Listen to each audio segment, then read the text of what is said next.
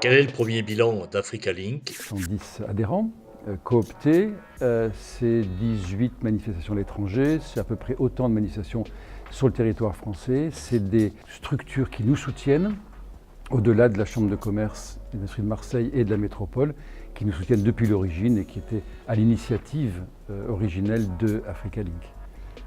Africa Link est parti de Marseille, vous avez un peu essaimé, vous pouvez nous expliquer un peu où vous êtes présent aujourd'hui et quelles sont vos cibles? Une association qui a une vocation intercontinentale aura du mal à réunir ses adhérents. Et en mars 2018, on a créé le comité à Abidjan, en Côte d'Ivoire, en mai à Casa au Maroc, et en décembre en Mauritanie et au Sénégal.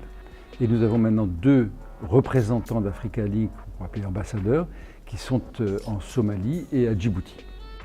Vous avez mis le souhait de créer une maison de l'Afrique. En quoi ça va consister exactement? Le principe, c'est de pouvoir avoir un lieu qui nous permette de nous rassembler à la fois pour faire les communautés de business, mais à la fois aussi pour avoir peut-être un lieu agréable de restauration, à la fois aussi pour un lieu d'échange sur l'artisanat, un lieu d'échange sur le sport.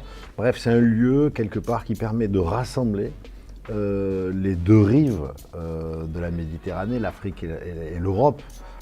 Et Marseille est le lieu emblématique pour créer une maison de l'Afrique, pour faire ce lien. Quel est le calendrier?